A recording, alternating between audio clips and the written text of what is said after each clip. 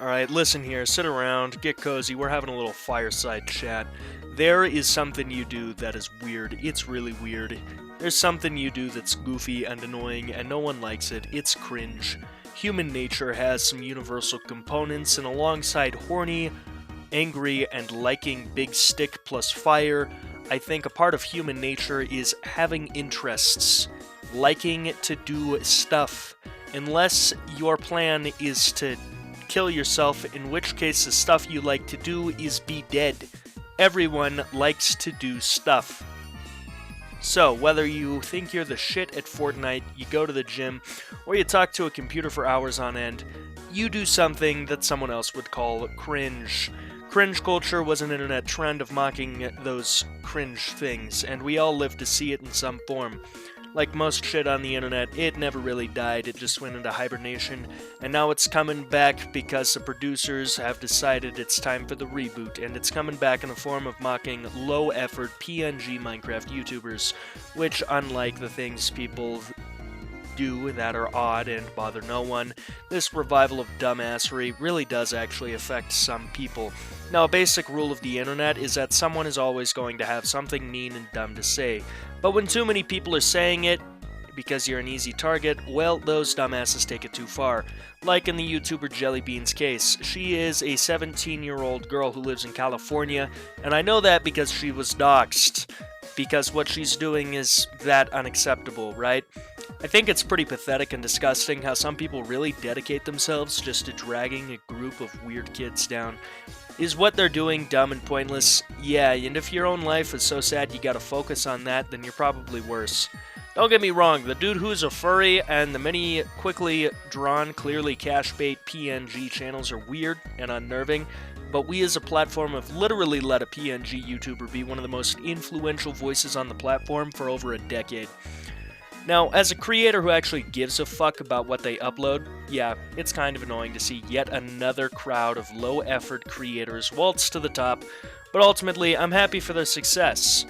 What I think is worse than them is the group of equally lazy and uninspired clowns waltzing to the top by mocking the first group.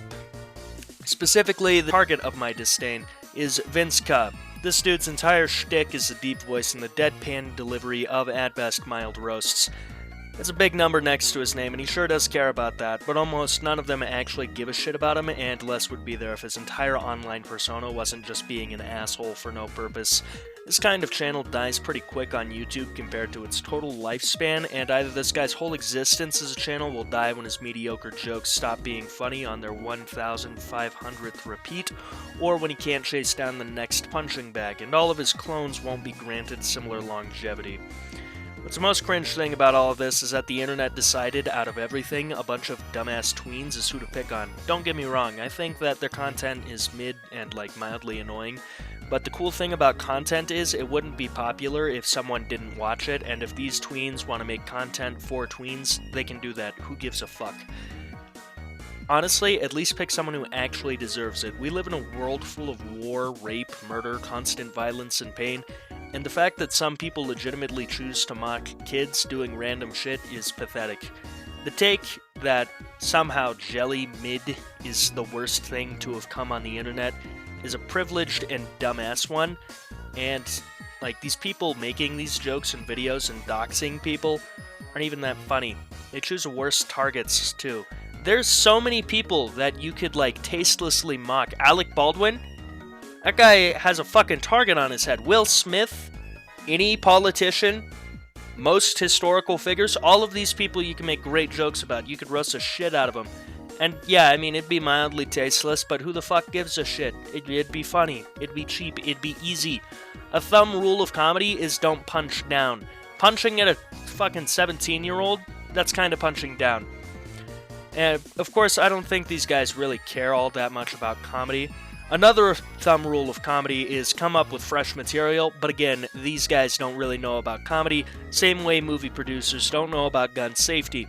Now, these people making these mocking videos are probably among the few walking L's on this planet, and while I personally don't condone telling someone to kill themselves, I'd understand if someone told those parasites to do that.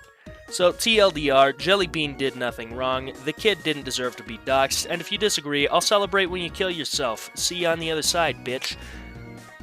Now, if you made it this far into the video, first of all, thanks for clicking on it, thanks for watching it. This is a video inspired by my Discord server. People wanted to see the Jellybean positivity video from me for whatever reason. So, if you liked the video and you're new here, you can go ahead and just subscribe. It's completely free, helps a guy pursue his dreams. If you're not new here, you can go ahead and join the Discord, hang out, or you can subscribe to the Patreon, help me keep my lights on, which brings me to the last segment of the video. Big thanks to my, at the time of recording, 2 Patreons, AJ and That's Insane Henry. It is with your guys' contributions that I, get paid to do YouTube, which is absolutely insane, and I can't thank you enough for it. So, again, thank you so much. Until next time, have a great time, and memento mori.